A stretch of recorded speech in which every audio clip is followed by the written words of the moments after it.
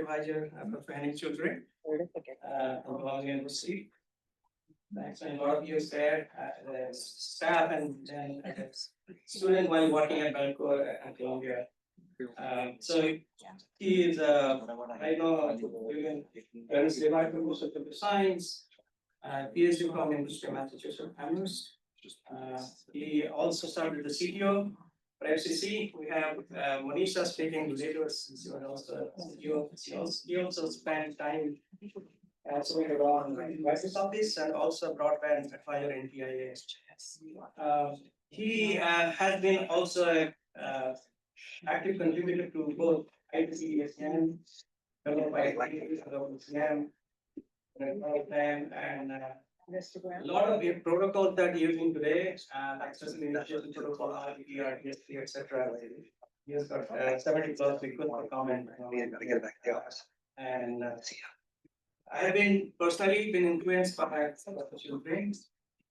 He talking about Region 1, he was the recipient of IEEE William J. Life and Credit Award. Region 1 and University Mails Hour of Excellence. With that, slides are ready. Let's welcome Professor Henning Schulzrinne. So while Henning is preparing the slides a little bit, I wanted to acknowledge one person, two people actually who just came in.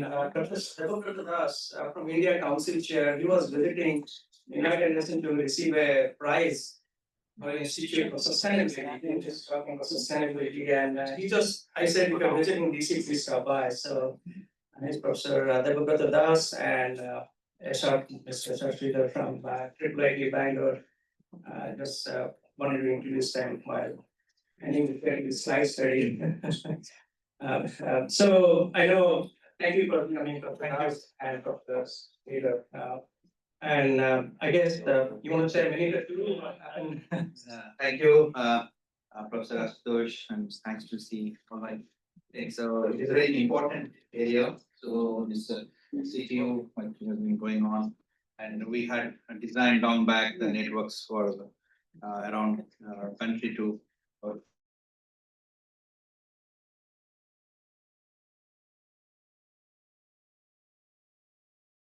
By the government, it was a 72,000 crores, means close to a $14 billion network, which was rolled out by the government to reach to the to build the connectivity. So it is going on for the last 10 years. So it is a great initiative. Thanks, Professor Ashutosh. It is a great pleasure to have you here. Thank you for coming.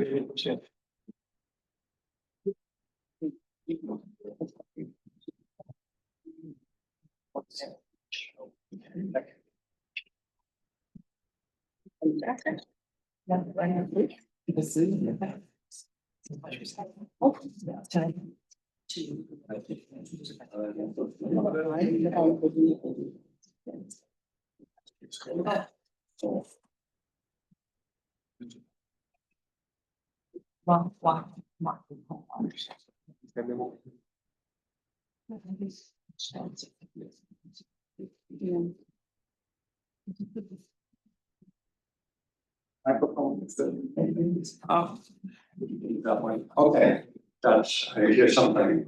Good afternoon, everyone. This is a delighted Ashutosh that I can hear. I'm also, the previous speaker had already done a little bit of setup work for what I'll be talking about. So I'll be trying the time that I have, present what is probably one of the most ambitious efforts within the US connecting users history to get to 100% of all locations in the United States and its possessions and territories and so on, for connecting everybody to high quality audio. That effort is ongoing. This is a status snapshot update. So thanks will indeed.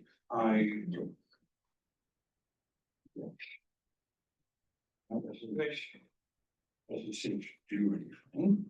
That's not need to use.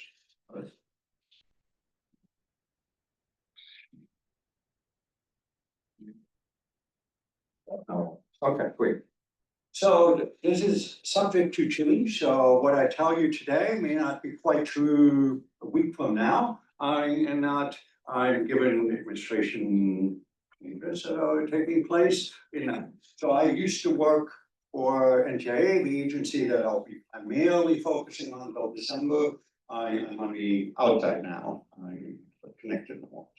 So we have, when we talk about how do we get to 100% connection in the United States, however rural, however urban, the first question is we have to have an accurate assessment as to who is missing. That's relatively easy when you have 50 or 30% of the population missing. You typically have whole regions that are left out. So you just say, I connect a particular province or county or whatever, and that's to some large extent to approximation how the US operated as well during the early days. And then you just know certain rural counties don't have internet, you just treat the whole area.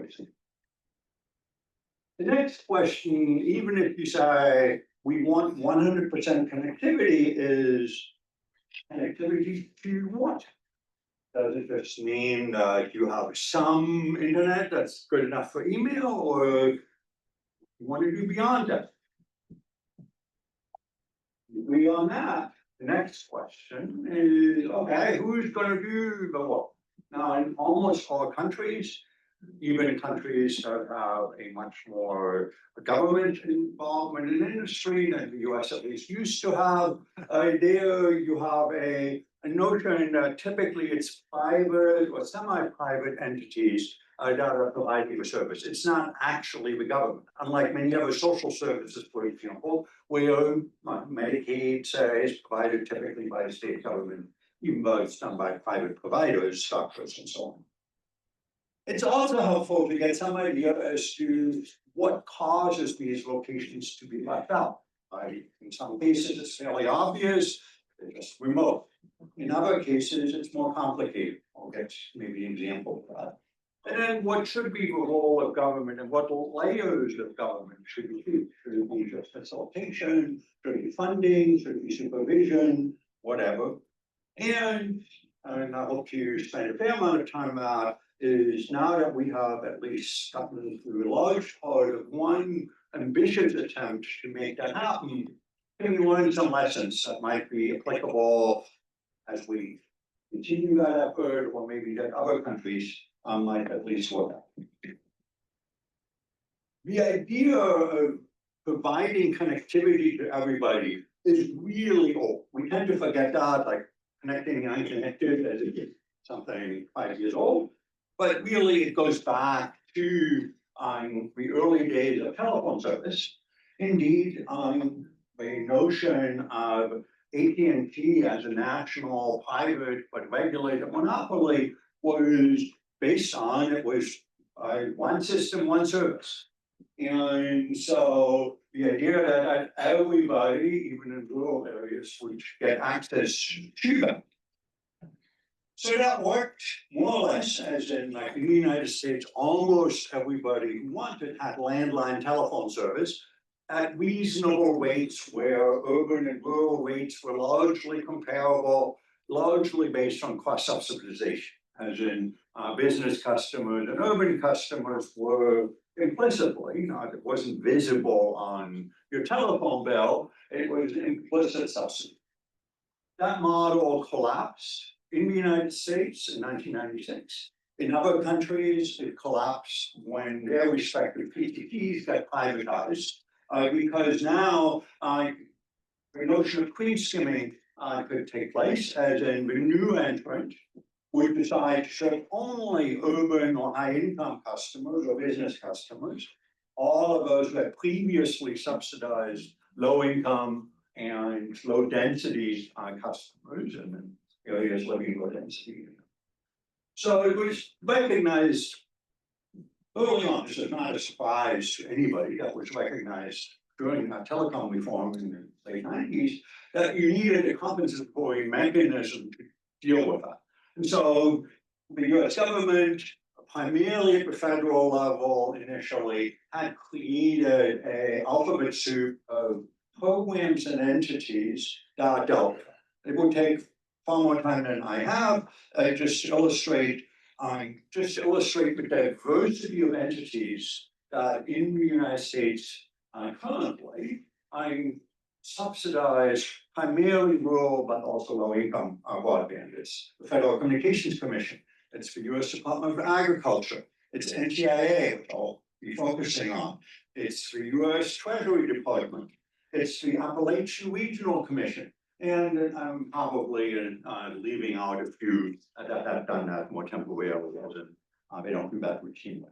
Indeed, you'll have slides, I won't go through this. It's been a long running and somewhat overlapping system of support. I will be focusing primarily on supporting fixed rural access, what's known as high cost access, but they're complementary, and previous speaker alluded to that a little bit, is that a lot of the access issues are not just for individuals, they're also for institutions, schools and libraries and hospitals, for example, as well as for other reasons for not connecting. So indeed, Congress, in 2021, created a program that consisted really of 4 components. I'll be focusing here primarily, given time, on the broadband equity access and deployment program known as BEAD, and that was by far the largest. It is a $42 billion program. Just as a metric, that is roughly 10 times the annual budget of the National Science Foundation. And it's by far larger, by an order of roughly a factor of 20, the annual expenditure of the total, the annual expenditure of the Federal Communications Commission on broadband high cost programs. And it had a set of other programs. It has a digital equity program, a tribal broadband program, and a middle mile program, which I will not talk about here.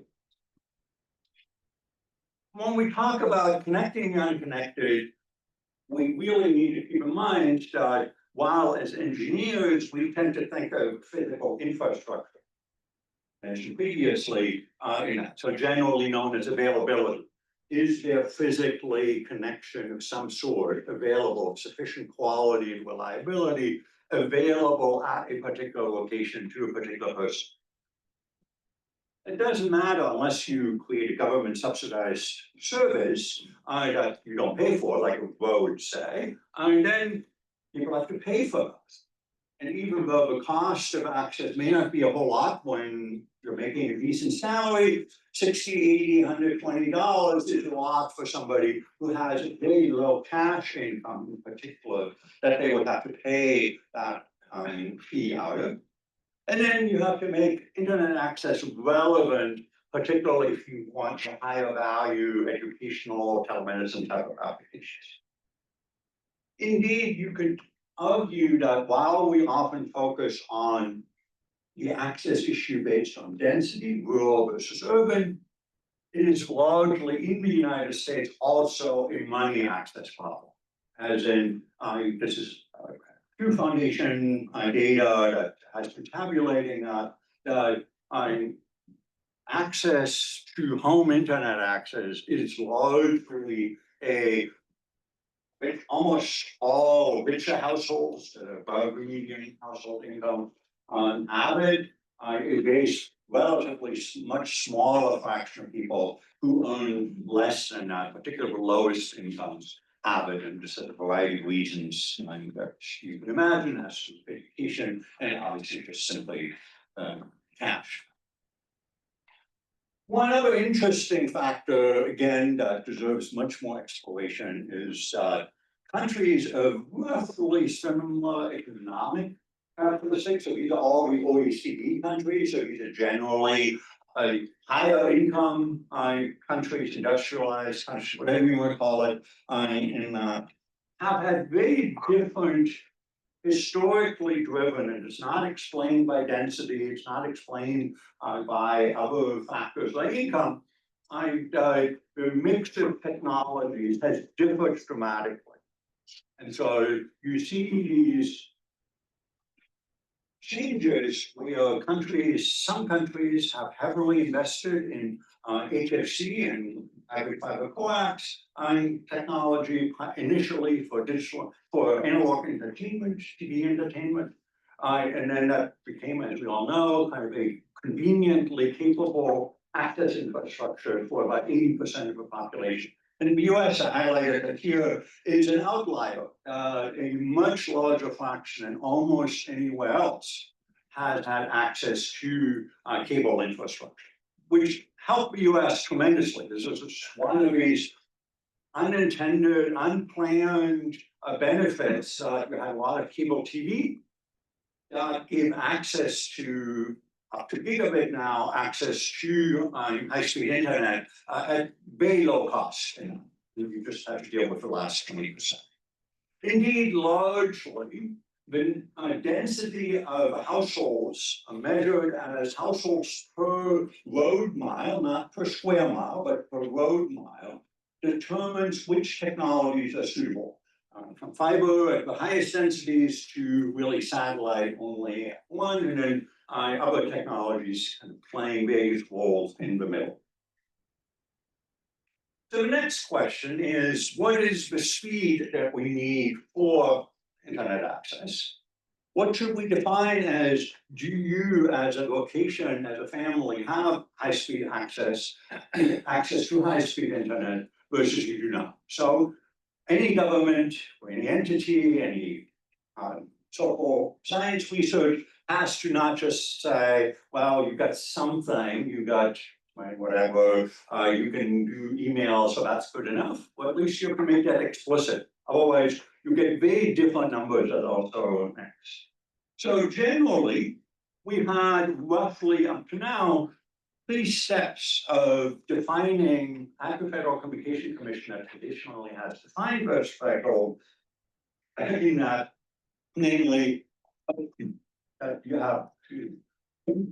have starting at about 200 kilobits per second, again in the 1990s, going to 4 megabits and then 25 megabits per second as the threshold in 2010. But then it slowly moved in the 2020s to 100 megabits per second as the threshold. So the mechanism that has been used in recent programs is the dividing line between, yep, you're good. There's better broadband out there, certainly. This is not the mean or the median. That's much higher now than these numbers. But the threshold of 100 megabits of download speed and 20 megabits of upload speed has become pretty much the universally accepted metric that divides the so-called served population to the underserved, so they have some but not sufficient quality, and unserved populations in the United States. Okay. Other countries make different decisions, but it's not that different from the European models, for example. So let's say we all agree that 100 megabits, 20 up is reasonable. In that, there's disagreement on that. And we require more discussion. AI gets mentioned. The upload speed issues in particular are controversial, but I'll leave that aside for a moment. So for now, assume we all agree that 100/20 is kind of you're good, and we should get you there. So download speed, again, is a question, but we often now find that the actual download speed that's achievable depends on your last few feet, namely your Wi-Fi connection in particular, which tends to limit your speeds currently practically to 200 megabits per second at most. But there's also speed variability, namely, does your speed stay constant? Or does it vary? It didn't used to be a problem for fixed networks. They generally were designed well, provided a solid speed circle cycle all the time. regardless of time of day. For cellular networks and satellite networks, not so much. What's the latency in that? For many interactive applications, for gaming applications, virtual reality, augmented reality, you really do want something better than just satellite latency, geostationary satellite latency. The important part is now, particularly since one of the economic drivers for deploying higher speed internet access in rural areas, the ability to do telework. Well, if your Zoom call or your Teams call goes down all the time in the middle of a call, your boss is probably going to tell you to come back to the office. And that's reliability has really not been a focus until fairly recently. And then the most important point for many people is indeed, what does it cost? You could almost always, for many years now, if you had a few $10,000 and you had a nice estate somewhere in the Rocky Mountains or whatever, somebody was willing to run fiber to it. It would just cost you that amount of money because the provider wouldn't get that out of your subscription revenue ever. And so we have had the traditional download speed model, and now we are pretty much in the cost question. And so just to give you an example, this is Comcast numbers for 300 megabits per second. We're talking roughly as their national price around just below $60. So another characteristics which is often not observed, particularly I hate to say, by advocates of satellite and wireless networks, is they say, great, the top speed of a modern wireless network is a gigabit. We got the problem solved. The top speed of a satellite network, LEO network, is several hundred megabits. What else could you want? Speed certainly needs. What it doesn't necessarily mean is the capacity that you need to support each of the users. So the metric, for example, this is Comcast median, not the mean, the median is significantly higher, is a notion that you have to have roughly, this is the current NTIA number that I came up with, is 5 megabits per second per subscriber, not per user, that you have to have capacity because that's what you need on an ongoing basis. So again, in particular, once we talk about, okay, we've got the problem solved. Starlink, SpaceX put up thousands of satellites, they work pretty well. The biggest issue that you have to be honest about is as to who bears the cost for that connectivity. So just to give you an example, so cable internet, like I said, roughly $60. So if you take 10-year cost, Starlink, roughly 120, roughly double that. So the incremental cost of subscribing to that particular service that you just can get now is roughly $7,200 for a 10-year time period. There's reasons I use 10 years. I'm going to is that. So is it reasonable to say, well, it's really good investment actually from the taxpayer to subsidize, say, a fiber connection, which in Louisiana is roughly $5,500 based on recent offers, and that is significantly below what it costs the consumer, the taxpayer in Louisiana to subscribe to the already available commercial service Starlink. You can make a reasonable argument that that actually is a good investment to that. Whether some people need that subsidy or not is a different issue, but it is, on an overall economic sense, an efficient public investment simply because they get a better deal. Skip that. The other one is that still satellite has significantly lower measured capacity in many places compared to fiber. Let's talk a little bit about data sources.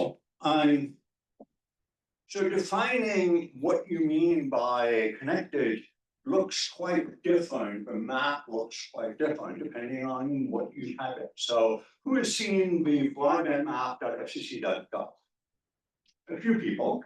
So if you're interested in connecting internet topics, you should pay attention to that. It's probably one of the better data sets that's available for mobile, not so much, but for landline in particular. Namely, that it provides every single location for roughly 163 million units of housing in the United States, the broadband service providers and their top speed that happens to be available. So if you look at speed numbers, you basically, for lower speeds, almost everybody below 25 in particular, almost everybody has it. It looks quite different when you get at the more higher speeds, like 100 megabit speeds in particular. The other issue is that what has really changed, people, politicians in particular, did not really incorporate that knowledge, and it's relatively recent. It used to be the notion, oh yeah, the whole villages or outlying areas don't have internet access, so we just drop a bunch of stuff there. But I know the roads. Anybody live there by chance?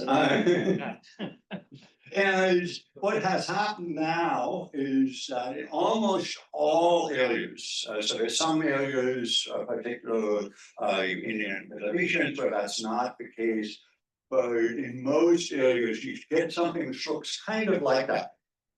In that sense, you have a sea of green.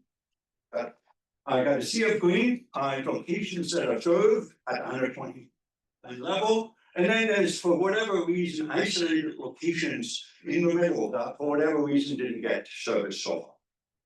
So you now have this much difficult challenge to connect those outlying locations on web service.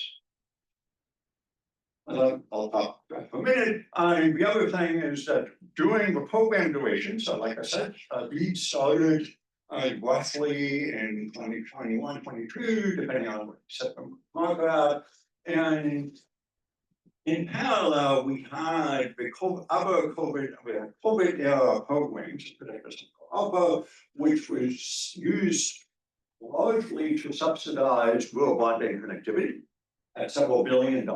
Plus, there's a bit of a land rush, namely the cable companies and AT&T in particular, and rural electric cooperatives realized that if they didn't connect those rural households, they would never have a chance because it would be unlikely that they could sustain multiple competitors.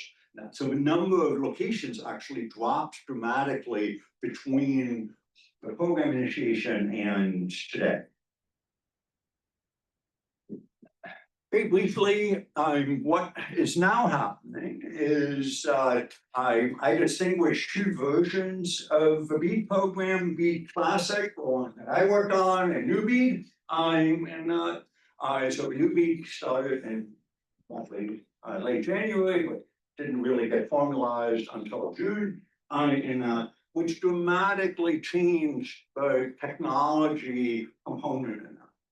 Under Classic BEAD, you had a clear hierarchy. Is fiber was the default technology for various reasons. Then licensed fixed wireless and HFC.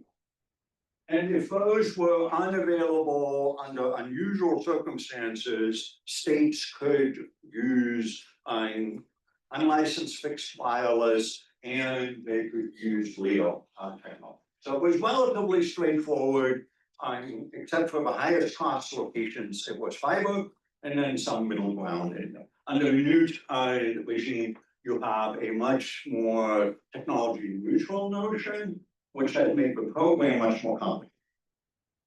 So what else has changed? So in particular, that we had in a previously, states could score applications based on a number of considerations, including affordability in particular. That is no longer permissible. Right now, you have to give the project pretty much to the cheapest bidder. Affordability in particular was a major concern, as in providers had to describe what they were going to charge for that service and offer a low-cost service for low-income consumers. That is now forbidden. You're now no longer allowed to, states are no longer allowed to take that into consideration. And like I said, for technology, from a fiber dominated but not fiber exclusive to a technology neutral model, where a much larger number is now on LEO and all few other things. So we now have a rather peculiar logic chain. So where a location is considered unserved if it has only LEO service, otherwise it would be done. The whole United States would be done so that we would. Now, if those locations get subsidy to the LEO providers, so to Starlink and Amazon Kuiper as a prospective provider, then that very same location, even though it has exactly the same service that it had before funding, is suddenly considered served. So by the magic touch of government money, the same technology is either unserved or served, and just simply because it is on a list of funded locations. That was not the case before. This is going to make things really interesting going forward for a variety of reasons that I'm happy to elaborate on. Let me wrap up. So the program has been one of certainly the most ambitious efforts to essentially finish the job, get everybody internet access in the United States. So it's a much more forward-looking broadband definition. Reliability was a concern suddenly. That was a requirement. You had to have 99.5% reliability. Yet much more use of GIS tools and data, large data sets within NTIA. States were given a lot of flexibility to tailor solutions to their own needs and trade-offs in that. And there was a lot of technical support offered to states. But what's unclear in the lessons that I think we might learn longer term is sustainability of those programs is unclear. This is true even before the new administration came in. Affordability, I think that's going to bite a lot of these things that you can build networks that nobody can afford, which doesn't really do any good. Network just sit there and fiber in particular just sits there, or paying a Starlink or a Kuiper money for locations that can't afford to actually buy it. It's a subsidy for a bridge to nowhere or a network to nowhere. And the complexity of a program and elaborate on that was probably much higher than it needed to be in hindsight. That caused a lot of delay, a lot of overhead, well-intentioned, all of us, and generally well executed, just a lot of effort went into that. So we will see how this all plays out, but I think it's an interesting lesson what happens when you're trying to connect literally everyone, regardless of whether they live in Puerto Rico, Alaska, Hawaii, or Virginia, or Maryland, or district. But at this time, I'll take questions.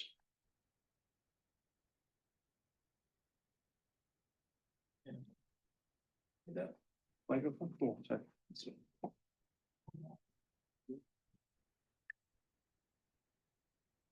Great talk. My memory, and I may be wrong about this, but in the old days, when the cross-subsidization occurred from the Bell system, it was largely settlement based on the basis of traffic that was routed over the AT&T network. And so that's obviously use-oriented, so that they didn't get paid for building their network, they got paid for routing traffic. And so wouldn't that be a sensible way to make this more equitable? So there have been proposals, and so yes, intercarrier compensation regime that was basically paying. The idea, just to elaborate on that, is that if you terminated traffic in a rural area, you would pay a few cents per minute. If you terminated traffic in an urban area, in a rural area, you would pay $1, even more, to the local company. And there have been proposals to do the same for broadband traffic to terminate that. The problem is would need a regulatory enforcement mechanism because it rely on a tariffing mechanism, famous tariff number 5, to do that. And that is not realistic under the current circumstances. a large part of the FCC, so I thought, well, before my time, consisted of people who would draw up and approve those tariffs.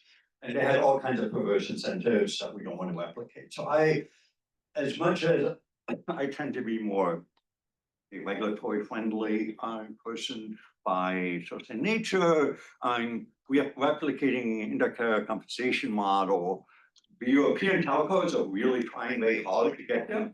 And that for reasons that have to do with their peculiar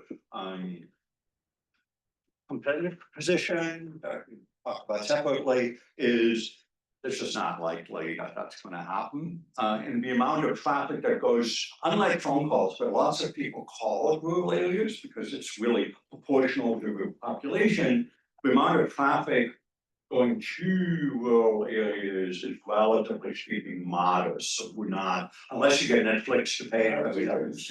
Yes. Luis? Yeah.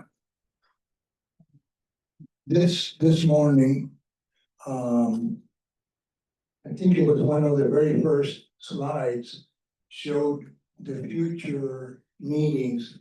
One was gonna be in Bangalore, India, another one in Abuja, Nigeria. Yeah. Okay, and then we have the US. If you look from the perspective of life expectancy, Nigeria has 54 years of age. India, 72. The US ranks 48 in the 200 plus nation, and it's about 79. And if you go to countries like Monaco, Japan, Hong Kong, you go to 85. You're dealing with 30 years of difference in life expectancy just as a consequence. So in other words, when you were mentioning and the prior speaker were talking about societal, technological, environmental, economic, I mean, there are connections that we tend not to overlook.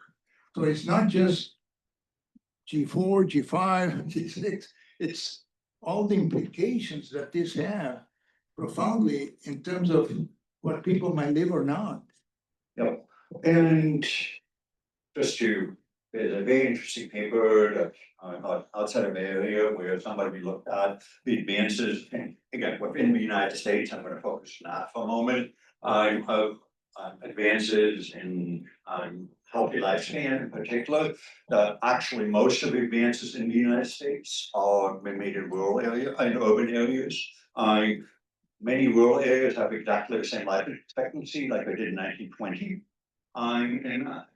And so broadband can't fix that problem by itself. That's when I don't, any of us should have the illusion it can, but it can certainly help to make medical care in particular and maybe education available to people who would otherwise not have it. I'm particularly excited about mental health opportunities because they can be delivered remotely relatively well, as well as maternity care, particular postpartum care in that as well. So yes, I do see, but I just don't want to be having any illusions that we're going to fix even the dramatic discrepancies in health spans in the United States that exist beyond the international ones, just by providing broadband. It will be one factor. The last question. Yeah. Great, Dr. Sir. Maybe I'm reading it wrong. I guess one of your slides finding out that the chance of getting funding for everything CGAs is very low. I was under the impression that, presumption that the county would receive grants from the federal to leverage CBRs to support schools or utilities or livelihoods. You're talking about CBRS as a technology in particular, or? Yeah, so one of the interesting things that happens, so all the states I have,